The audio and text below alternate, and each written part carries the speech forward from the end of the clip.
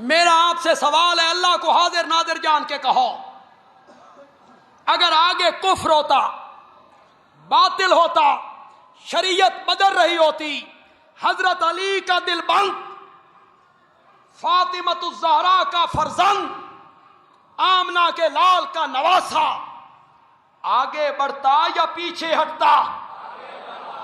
لیکن حضرت حسین کیا کہہ رہے ہیں؟ حضرت حسین کا دامن بچاؤ۔ جس طرح تم پیش کرتے ہو اس واقعہ کو، حضرت حسین کا دامن نہیں بچتا۔ میرا موقع مانو، میں سچا محب ہوں حضرت حسین کا، میں ان کے دامن پہ کسی چھینٹے کو نہیں آنے دوں گا انشاءاللہ۔ مجھے واپس جانے دو، مجھے اسلام کی سرحدوں پر پہنچا دو۔ کہاں پہنچا دو؟ میں جہاد کرتے ہوئے اللہ کے راستے میں جان اللہ کے سپرد کر دوں۔ کس کی سرحدیں؟ خلیفہ کون تھا؟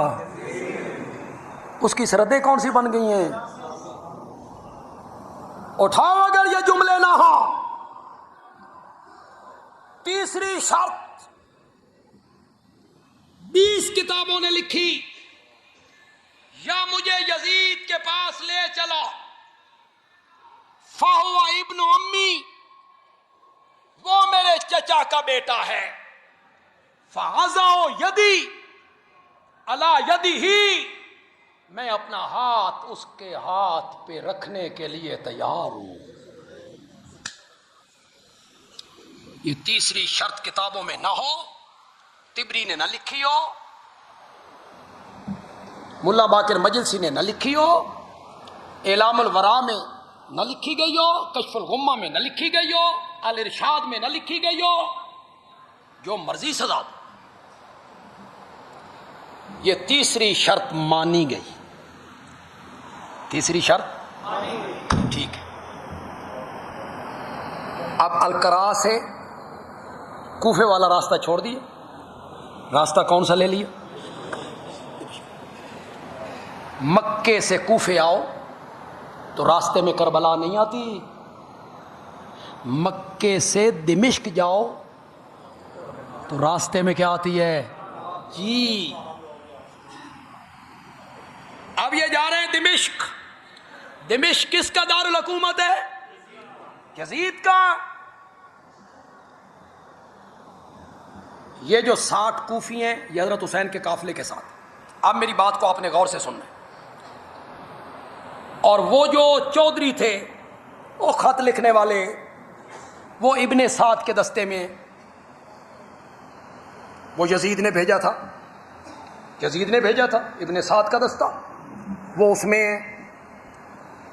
اب یہ سارے کربلا کی طرف جا رہے ہیں، یہاں پڑاؤ کرتے ہیں نا، ابن سعد کا دستہ ذرا فاصلے پہ اپنے خیمے گاڑتا ہے کہ یہاں مستورات ہیں، خواتین ہیں، خاندان علی کی مقدس ترین عورتیں، تو وہ ذرا دور خیمے ڈالتے ہیں۔ یہ جو 60 کوفی تھے نا، اور وہ جو چودھری تھے جنہوں نے خط لکھے اور موریں اس کے اوپر لگی ہوئی تھی، انہوں نے سوچا کہ اگر حسین یزید کے پاس پہنچ گئے تو ہمارا بنا بنایا جال تار تار ہو جائے گا۔ ہم تو چاہتے تھے حضرت حسین کو کھڑا کریں اور مسلمانوں کے درمیان تفریق پیدا کریں، انتشار پیدا کریں، ان کی قوت کو ہم توڑ دیں، ان کی طاقت کو ہم ختم کر دیں۔ یہ تو سلو ہو رہی ہے، ہماری ساری سکیم پہ پانی پھر گیا، اور اگر حسین یزید کے پاس پہنچ گئے تو ہمارے خط اس کے سامنے آئیں گے، اس پر ہماری موریں ہیں، یزید ہماری چمڑی ادھیڑ کر رکھ دے گا۔ لہذا کوئی ایسا کام کرو کہ حضرت حسین یزید تک نہ پہنچ۔ انہوں نے 10 محرم کو یک بارگی حملہ کیا، یہ خیموں میں، تلواریں نیاموں میں، سلو ہو گئی ہے، جنگ کا کوئی خطرہ نہیں ہے، یہ مطمئن نے، انہوں نے یکبارگی حملہ کیا اور جو سامنے آیا اسے کاٹتے چلے گئے، اسے کاٹتے چلے گئے، اور خطوں کو جلانے کے لیے خیموں کو کیا لگا دی، مستورات بھاگ کے باہر نکلی۔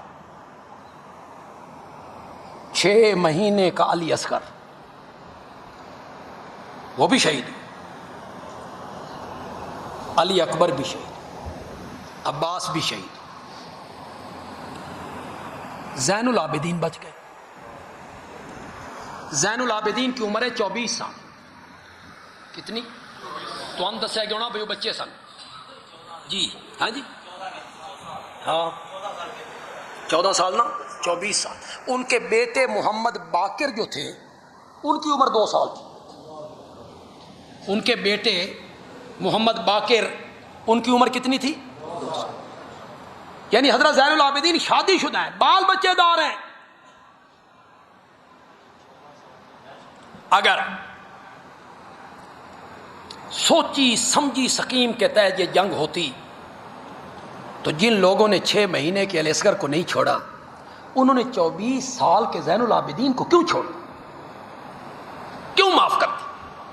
معلوم ہوتا ہے یہ افراتفری میں ہوا، جو سامنے آیا وہ کاٹتے چلے گئے، اور اللہ نے اپنی رحمتوں سے حضرت زین العابدین کو محفوظ فرما بچا لی۔ ابن سعد کے دستے کو جب پتہ چلا وہ آئے، اس وقت تک یہ شرارتی لوگ اپنا کام کر چکے تھے۔ ایک روایت میں کہ ابن سعد کے اس دستے نے انہیں گھیرا اور گھیر کے ان کا کام تمام کر دیا۔ یہ قافلہ جو بچا ہوا قافلہ تھا، یہ باقی ساری داستانیں ہیں۔ حضرت حسین رضی اللہ تعالیٰ عنہ نے 3 لاکھ آدمی قتل کیے۔ کتنے؟ 3 لاکھ۔ 1 سیکنڈ ایک بندہ قتل ہوئے نا تو 3 لاکھ کے قتل کرنے پر 83 گھنٹے 20 منٹ لگتے ہیں۔ کتنے؟ 83 گھنٹے 20 منٹ۔ اگر 1 سیکنڈ میں ایک بندہ قتل ہو اتنا وقت لگتا ہے۔ بات وہ کرو جو درایتاً صحیح، عقل کے معیار پر پورے اترتی۔